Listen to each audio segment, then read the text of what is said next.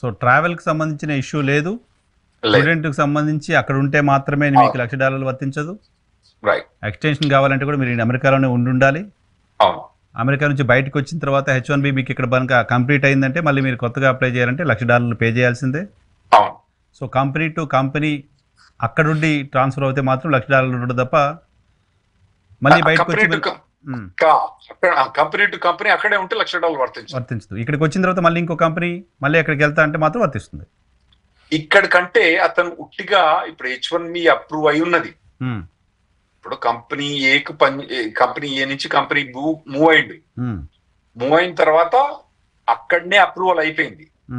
Approval అయిపోయిన తర్వాత ఇక్కడికి వచ్చి స్టాంపింగ్ చేసుకుంటే $1,00,000 వర్తించదు. ఓకే, ఒకవేళ కంపెనీ ఏలా జాబ్ అయిపోయింది మీకు, వచ్చిన తర్వాత జాబ్ అయిపోయిన తర్వాత మీరు ఒకటి వచ్చి ఒక 6 నెలల తర్వాత మళ్ళీ పోదాంలే అని చెప్పి ఇండియాకి వచ్చి ఉన్నారు. ఇప్పుడు కంపెనీ బికి మీకు H1B ఇండియాలో ఉన్నప్పుడు అప్లై చేస్తే మాత్రమే $1,00,000 applicable. Okay okay okay okay. అంటే లక్ష్మణ్ రేఖ దాటిండు మీరు, దాటిండు అంతే, అక్కడే ఉండాలి, అక్కడ ఉండాలి. అక్కడ ఉంటేనేమో పర్లేదు, ఆ లక్ష్మణ్ రేఖ దాటితే మాత్రం మీకు $1,00,000 వర్తిస్తుంది. ఓకే, సో మీకు యాజ్ ఏ లీగల్ పర్సన్ గా, ఇమిగ్రేషన్ ఎక్స్పర్ట్ గా ఉన్నారు మీరు, మీకు దీనిలో కనిపిస్తున్న కొత్త హడిల్ ఏం కనపడుతుంది? $1,00,000 అనేసరికి మొత్తం ప్రపంచం భయపడిపోయారు, అమెరికాకి వెళ్ళాలనుకుంటున్న వాళ్ళు చాలా మంది. సో మాక్సిమం వాళ్ళ భయం, వాళ్ళ ప్యానిక్ అంతా కూడా క్లియర్ అయిపోయింది దీంతో. ఇప్పుడు ఈ నామ్స్ చూసిన తర్వాత లీగల్ ఎక్స్పర్ట్ గా, ఇమిగ్రేషన్ ఎక్స్పర్ట్ గా మీకేమనిపిస్తుంది? దీంట్లో ఇంకా ఏమైనా చేంజెస్ చేయాల్సిన అవసరం ఉందనిపిస్తుందా? దీనిపైన మీరు గతంలో కోర్టులో కేసు కూడా వేశారు, కేసు సంగతి ఏంటి? కేసు ఇంకా నడుస్తుందండి. కాకపోతే కేసు ట్రంప్ ఫేవర్ గా వచ్చే ఛాన్స్ ఉంది. ఎందుకంటే ట్రంప్ కు, ప్రెసిడెంట్ కు బార్డర్ మీద అథారిటీ ఉంది. ఇంతకుముందు కూడా సుప్రీంకోర్టు క్లియర్ గా చెప్తున్నా బార్డర్ మీద అథారిటీ ఉంది. కాకపోతే మేము చేసే గ్రౌండ్స్ ఏంటంటే ఇతను H1Bని చంపటానికి చేసే ప్లాన్ అని చెప్పి మేము చెప్తున్నాం. ఇది బార్డర్ ను ప్రొటెక్ట్ చేసుకోవడానికి కాదు, సెక్యూరిటీ ప్రొటెక్షన్ కి ఏం లేదు.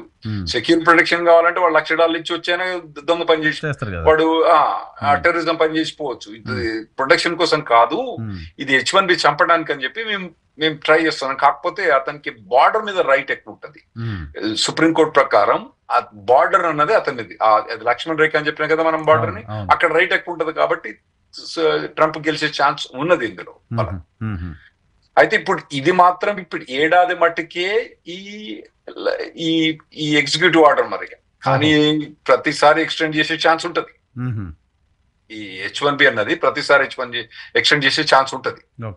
సో చూడాలి. ఇంకోటి ఏంటంటే మీరు మొదలు చెప్పినట్టుగా ఇది కొంతమందికి అడ్వాంటేజ్. స్టూడెంట్స్ కు ఇప్పుడు US లో ఉండి స్టూడెంట్ వీసా మీద ఉండి H1B పోయే వాళ్ళు ఇదివరకు లాటరీ ద్వారా పోయేది. వాళ్ళకు వేరే దేశాల నుంచి వచ్చే వాళ్ళు చాలా మంది ఉన్నారు కాబట్టి వాళ్ళకు లాటరీలో దొరకకపోయేది. ఇప్పుడు ఈ 100,000 పెట్టిన తర్వాత వాళ్ళకు అడ్వాంటేజ్. ఇప్పుడు వాళ్ళు మంచిగా స్వీట్ డబ్బాలు చెప్పుకొని పటాకాలు పెట్టుకోవచ్చు, పటాకాలు పేలవచ్చు, వాళ్ళు పటాకాలు పేల్చి సెలబ్రేట్ చేసుకోవచ్చు వాళ్ళు. ఎందుకంటే వాళ్ళకి ఇప్పుడు కాంపిటీషన్ తగ్గిపోయింది. అక్కడ ఉన్న వాళ్ళకే ఈ H1B వచ్చే, ఇప్పుడు H4 మీద కానివ్వండి, L1 కానివ్వండి, L2 మీద కానివ్వండి, F1 మీద ఉన్న వాళ్ళందరికి కూడా ఇది చాలా పెద్ద అడ్వాంటేజ్. ఎందుకంటే వాళ్ళకి వేరే కాంపిటీషన్, ఇండియా నుంచి వచ్చే కాంపిటీషన్ మొత్తం పోయింది కదా. ఇంకోటి US లో F1 మీద మన వాళ్ళు, మన ఇండియన్లు ఉన్నంత ఎవరు లేరు. సో ఇది మనకు పెద్ద, అంటే బురదల నుంచి ఇదంతా కొందరైతే మంచిగా పడతాను నేను స్టూడెంట్ వీసా వాళ్ళు. ఇక్కడ నుండి ఆస్పిరెంట్స్ ఎవరైతే కంపెనీకి పని చేసుకొని కష్టపడారని, కంపెనీలో కష్టపడితే వీడు H1B చేసిన అక్కడ పంపిస్తారు అనుకున్న వాళ్ళు మాత్రం ఇది వాళ్ళకి పెద్ద డిసప్పాయింట్మెంట్. ఇంకోటి వైనార్ గారు, ఇది ఓన్లీ H1 మీద మనకి L1 వీసా, L1A, L1B అని వేరే వీసాలు ఉన్నాయి. ఇవి ఏవైతే మల్టీనేషనల్ కంపెనీస్, మైక్రోసాఫ్ట్ కానివ్వండి, గూగుల్ కానివ్వండి, ఇటువంటి కంపెనీస్, అమెజాన్ కానివ్వండి, ఇవన్నీ కూడా L1 వీసాస్ ఉంటాయి అన్నట్టు.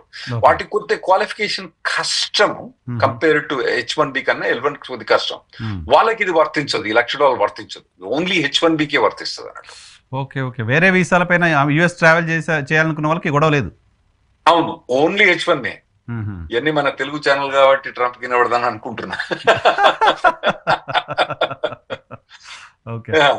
సో L1 ఇప్పుడు ప్రస్తుతం ఉన్న ఎగ్జిక్యూటివ్ ఆర్డర్ ఓన్లీ H1 మీదనే, L1 మీద లేదు. వినపడితే ప్రమాదం, అది కూడా దాని మీద కూడా వేసేస్తారు. అంటే ఇంకా కష్టం కదా. సో అది వర్క్ వీసా అవ్వదు కదా సార్? అది job visa? No, L1 work వీసానే, compulsory work visa, only work visa. అతను వర్క్ చేయకపోతే అతను ఇల్లీగల్ ఉన్నట్టు అక్కడ. ఓహో. L1 అంటే అది కంప్లీట్ H1 తోటి ఈక్వలెంట్ వర్క్ వీసా. అక్కడ పోయిన తర్వాత ఫుల్ టైం పని చేయాల్సిందే. అతను పని చేయకపోతే ఇల్లీగల్ ఉన్నట్టు అతను. B1 B2 అన్నది వర్క్ వీసాస్ కావు అవి. దానికి కొద్దిగా B1 లో కొద్దిగా ఎక్సెప్షన్ ఉన్నాయి కొన్ని, కానీ B1 అన్నది కాదు. L1A L1B అనేది వర్క్ వీసా. ఎవరు వెళ్తారు L1A L1B లో ఇక్కడ నుంచి? అయితే L1 చాలా మంది పోతారు, దాదాపు ఒక 40-50 వేల మంది పోతారు మన ఇండియా నుంచి. 30-40 మంది ఈజీగా పోతారు. ఎవరు పోతారు L1 మీద అంటే, ఇప్పుడు ఒక మైక్రోసాఫ్ట్ కంపెనీ ఉంది, మైక్రోసాఫ్ట్ ఒక ఎంప్లాయీ పనిచేస్తుండ్రు, అతనికి ఒక కొన్ని యునీక్ స్కిల్స్ మీద పనిచేస్తుండ అనుకోండి, అవే స్కిల్స్ అక్కడ కావాలనుకోండి, ఏది US లో కావాలనుకోండి, అతన్ని మైక్రోసాఫ్ట్ ఇండియా నుంచి మైక్రోసాఫ్ట్ US కి ట్రాన్స్ఫర్ చేయొచ్చు. దాన్ని L1B అంటారు అన్నట్టు. ఇంకోటి మల్టీనేషనల్ ఎగ్జిక్యూటివ్ మేనేజర్ L1A అంటే హైయర్ లెవెల్ మేనేజర్స్ ఉంటారు, వాళ్ళని ట్రాన్స్ఫర్ చేసేటప్పుడు కూడా వాళ్ళని L1A అంటున్నట్టు. సో అమెజాన్ కానివ్వండి, ఇప్పుడు ఏ అయితే కంపెనీస్ కు US లో తర్వాత ఇండియాలో అంటే ఫారిన్ కంట్రీస్ లో బ్రాంచ్ ఉండి వాళ్ళు కనీసం ఒక ఏడాది ఆ కంపెనీకి పనిచేస్తే వాళ్ళకు ఉద్యోగ అంటే వాళ్ళకు క్వాలిఫికేషన్స్, L1A వాళ్ళకి వేరే క్వాలిఫికేషన్స్, L1B వాళ్ళకి వేరే క్వాలిఫికేషన్, వాళ్ళ క్వాలిఫై మీట్ అయితే వాళ్ళకు వర్క్ వీసా L1 ఉన్నది. ఇంకోటి వైనర్ గారు మీకు చెప్పేసి అంటే, ఈ పెద్ద పెద్ద కంపెనీస్ అన్నిటికీ బ్లాంకెట్ L1 అప్రూవల్ ఉన్నాయి. అంటే మీరు అంటారు బ్లాంకెట్ ఏందిరా బాబు అంటారు. అంటే బ్లాంకెట్ ఏంటంటే, ఇప్పుడు పెద్ద పెద్ద కంపెనీస్ ఏం చేస్తాయంటే, మేము US లో ఉన్నాము, మేము ఇండియాలో ఉన్నాము, మా బ్రాంచ్ ఆఫీసులు ఇవన్నీ, సో మాకు ఎలిజిబుల్ ఉన్న ఎంప్లాయీస్ ను మేము L1A ఏమేది తీసుకొస్తామని ఒక అప్లికేషన్ ఫైల్ చేస్తారు, లేదా L1Bకి వేరే సపరేట్ ఒక అప్లికేషన్ ఫైల్ చేస్తారు. ఇప్పుడు దాని పేరు ఆ L1B బ్లాంకెట్ అప్రూవల్ పేరు మీద సుబ్బారావు పేరు ఉండదు అక్కడ. పర్సన్ పేరుతో ఉండవు, కంపెనీ పేరుతో ఉంటాయి, కంపెనీ పేరుతో ఉంటది. ఆ L1B బ్లాంకెట్ అప్రూవల్ ఏదైతే ఉందో దాన్ని ఒక జిరాక్స్ కాపీ తీసి సుబ్బారావు గారి ఇన్ఫర్మేషన్ అంతా పెట్టి, అదే బ్లాంకెట్ మీద సుబ్బారావు అవ్వచ్చు, ఎల్లయ్య అవ్వచ్చు, పుల్లయ్య అవ్వచ్చు, మల్లయ్య అవ్వచ్చు. ప్రతి కంపెనీ పెద్ద పెద్ద కంపెనీస్ అన్నిటి కూడా blanket L1A blanket L1B approval ఉన్నాయి. అయితే వీటికి L1Bకి రిజెక్షన్ పర్సంటేజ్ బాగుంది కౌన్సిలేట్ లా, అది వేరే విషయం. కానీ ఈ ప్రతి ఒక్క కంపెనీకి, ప్రతి ఒక్క major companies, Infosys, Tata Consultancy Service, Cognizant, Wipro, HCL, Microsoft, Amazon, Google, Apple, వీటన్నిటి కూడా బ్లాంకెట్ L1B అప్రూవల్స్ ఉన్నాయి వాళ్ళు. సో ఒక్కసారి కొంచెం క్లారిఫై చేయరా సార్, నాకు ఈ H1B పైన ఎంప్లాయీస్ వెళ్తున్నారు కదా, ఎంప్లాయీస్ సాఫ్ట్వేర్ ఎంప్లాయీస్ వచ్చారని ఎంప్లాయీస్ వెళ్తున్నారు, ఆ ఎంప్లాయీకి ఈ MNC లో పనిచేసే L1A పైన వెళ్తున్న ఎంప్లాయీకి మధ్య ఏంటి తేడా? ఇప్పుడు H1B అన్నది స్పెషాలిటీ ఆక్యుపేషన్ అండి. అంటే ఆ పొజిషన్ రిక్వైర్మెంట్ కు మినిమం రిక్వైర్మెంట్ అన్నది స్పెసిఫిక్ డిగ్రీ రిక్వైర్మెంట్. ఇప్పుడు సాఫ్ట్వేర్ ఇంజనీర్ పోయేటప్పుడు ఇంజనీరింగ్, కంప్యూటర్ ఇంజనీరింగ్ కానివ్వండి, ఎలక్ట్రికల్ ఇంజనీరింగ్ కానివ్వండి, డిగ్రీ ఉంటే అది స్పెసిఫిక్ రిక్వైర్మెంట్ కాబట్టి అది పోతుండ్రు. నేను లాయర్ను, మీరేమో జర్నలిస్ట్ డిగ్రీ చేసిండ్రు, మనమేమో మనం ఎలిజిబుల్ కాదు కదా IT ప్రొఫెషన్ కు, మన లాంటి వాళ్ళు H1 మీద పోరాదు కాబట్టి వాళ్ళకి స్పెషల్ గా స్పెసిఫిక్ డిగ్రీ రిక్వైర్మెంట్ కాబట్టి అది H1Bకి క్వాలిఫై అయింది. అయితే L1 అది అట్లా వాళ్ళు H1 మీద పోతారు. L1Bకి క్వాలిఫై కావాలంటే, ఇప్పుడు ఫస్ట్ H1B క్వాలిఫై కావాలంటే, నేను ఇప్పుడు మైక్రోసాఫ్ట్ కంపెనీ తీసుకుపోతాంది, ఇక్కడ నేను మైక్రోసాఫ్ట్ పని చేయాల్సిన అవసరం లేదు. ఓకే. ఏ డెలాయిట్ పని చేయొచ్చు, హెచ్సిఎల్ పని చేయొచ్చు. నా క్వాలిఫికేషన్ మంచిగా ఉండి నాకు వాళ్ళు నచ్చితే, నన్ను నచ్చితే వాళ్ళు జాబ్ తీసుకుని డైరెక్ట్ H1 మీద నేను తీసుకుపోవచ్చు. ఓకే. సేమ్ కంపెనీకి సంబంధించిన ఎంప్లాయీని తీసుకోవాల్సిన అవసరం లేదు మైక్రోసాఫ్ట్. అవసరం లేదు. మైక్రోసాఫ్ట్ కి ఇక్కడ డెలైట్ లో పనిచేస్తున్నాడు ఎవడో అవసరం ఉందంటే L1 అంటే తీసుకెళ్ళిపోవచ్చు. L1 కాదు, H1. సారీ, H1 పైన H1 మీద తీసుకోవచ్చు. L1 మీద తీసుకుపోవాలంటే నేను మైక్రోసాఫ్ట్ లో పనిచేసి ఉండాలి, కనీసం 7 ఏడాదన్నా పనిచేయాలి. పని చేయకపోతే మైక్రోసాఫ్ట్ నన్ను L1B మీద కానివ్వండి, L1A మీద కానీ తీసుకుపోరాదన్నట్టు. Okay. So company to same కంపెనీకి వెళ్ళినప్పుడు మాత్రమే అది వర్తిస్తుంది, రైట్? అవును, వేరే కంపెనీకి పట్టుకుపోయేటప్పుడు వర్తించదు అన్నట్టు. వర్తించదు. ఓకే. ఓకే. సో ఇప్పుడు ఈ $1,00,000 అన్నది ఓన్లీ H1B, L1A కానివ్వండి, L1B కానీ వర్తించదు అన్నట్టు. ఇంకోటి మీకు చెప్పాలి, నార్మల్ గా మీకు H1 మీద పోయే అతని స్పౌజ్ ఎవరైతే ఉంటారో వాళ్ళకు వర్క్ పర్మిట్ ఇవ్వరు. వాళ్ళకి వర్క్ పర్మిట్ కావాలంటే ఫస్ట్ వీడు సుబ్బారావు అక్కడ పోయిన తర్వాత Subbarao company green card apply చేయడానికి కనీసం 2 ఏళ్ళు పడుతుంది. నార్మల్ గా వీళ్ళు అక్కడ పోయిన తర్వాత కన్నులు ఇట్లా అనే వాటికి 2-3 ఏళ్ళు అయిపోద్ది. ఆ తర్వాత 2 ఏళ్ళు వాళ్ళు గ్రీన్ కార్డ్ అప్లై చేసిన తర్వాత అప్పుడు ఆ సుబ్బారావు గారి పెన్లానికి కూడా వర్క్ పర్మిట్ ఇస్తారు, H4EAD. అది కూడా ఒక పెద్ద ప్రాసెస్ ఉన్న దానికి అప్లై చేయడానికి. అదే L1B మీద వాళ్ళ స్పోజ్ పోయేది L2 వీసా అంటున్నట్టు. L1A కానివ్వండి, L1B వీసా మీద పోయి L2 వాళ్ళకు. L2 వాళ్ళకి ఎటువంటి వర్క్ పర్మిట్ అవసరం లేదు, ఆటోమేటిక్ వర్క్ పర్మిట్ అంటాడు.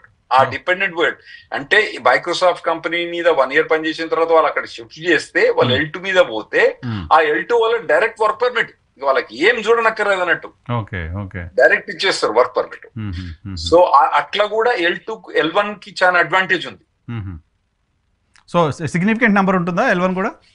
L1 కూడా బాగా సిగ్నిఫికెంట్ నెంబర్ ఉంటుంది. అంటే H1B అంత నెంబర్ ఉంటుందా అంటే ఉండదు, బట్ సిగ్నిఫికెంట్ నెంబర్. ఇప్పుడు H1B మీద దాదాపుగా 7 లక్షల మంది ఉన్నారు అక్కడ.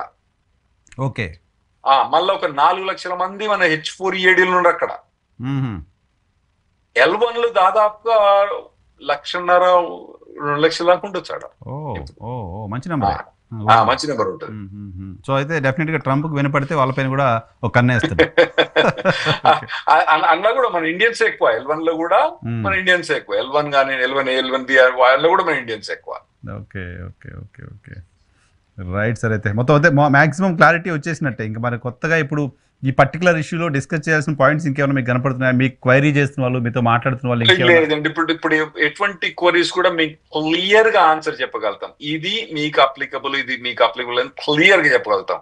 ఇందులో ఏం డార్క్ కార్నర్స్ కూడా ఏం వదిలినట్టు లేరు. మేము ఆల్రెడీ USCIS కు మా business partner Emily Neumann clear గా అన్ని రాసి ఏమేమైతే అడిగిందో అన్ని క్వశ్చన్స్ వాళ్ళు ఆన్సర్ చేసి, ప్రతి దాన్ని వాళ్ళు USCIS ప్రెస్ రిలీజ్ లో ప్రతి దాంట్లో వాళ్ళు క్లారిఫై.